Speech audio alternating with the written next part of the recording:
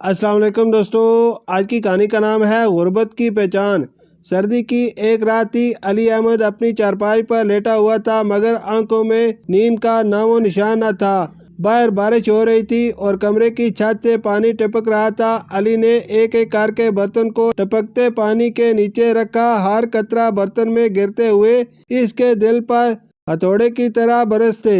اس کی نظر کمرے کے کونے میں سوئی ہوئی اپنی بیٹی ثنا پر پڑی۔ ثنا کے ہونٹوں پر مسکان تھی، شاید خواب میں وہ اپنے سالانہ امتحان میں اول آنے کا انعام حاصل کر رہی تھی۔ کل اسکول سے وہ دوڑتی ہوئی آئی تھی اور خوشی سے بولی، ابو میں کلاس میں اول آئی ہوں۔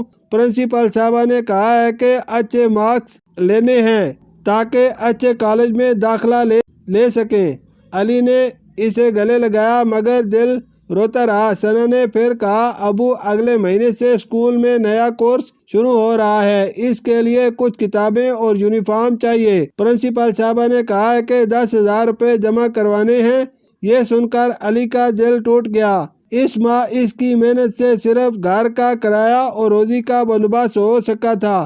10,000 روپے اس کے لیے صرف ایک خواب تھے۔ صبح علی نے اپنی بیوی سے کہا، ثنا کے اسکول کے لیے پیسے چاہیے، تمہارے گہنے۔ بیوی نے بغیر سوچے اپنی شادی کے گہنے نکال دیے۔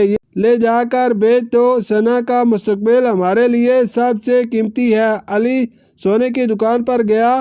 دکاندار نے گہنوں کو دیکھا اور کہا، بھائی یہ تو صرف 10,000 کے ہیں۔ اسی شام علی گہنے بیچ کر اسکول کی فیس لے کر آیا۔ رات کو جب وہ سو رہا تھا اس کی بیوی نے دیکھا کہ علی کی آنکھوں سے آنسو رواں تھے۔ کیا ہوا؟ اس نے پوچھا۔ علی نے روتے ہوئے کہا، میں نے آج غربت کی حقیقت دیکھی ہے۔ غربت صرف بھوکا رہنا نہیں ہے، غربت وہ ہے جب آپ کی اولاد کے خواب ہوں اور آپ انہیں پورا نہ کر سکیں۔ غربت وہ ہے جب آپ کی بیٹی کے پاس پڑھنے کے لیے کتابیں نہ ہوں اور آپ اس کے مستقبل کو سنوارنے کے لیے کچھ نہ کر سکیں۔ اس رات علی نے ٹھان لیا کہ وہ اپنی بیٹی کو ہر حال میں پڑھائے گا، چاہے دن رات ایک ہی کیوں نہ کرنا پڑے۔ وہ ثنا کی ہر جائز ضرورت پوری کرے گا۔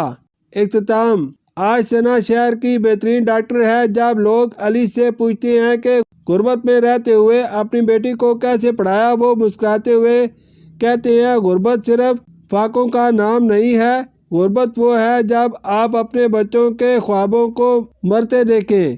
میں نے ہر صورت میں اپنی بیٹی کے خوابوں کو زندہ رکھا۔ شکریہ۔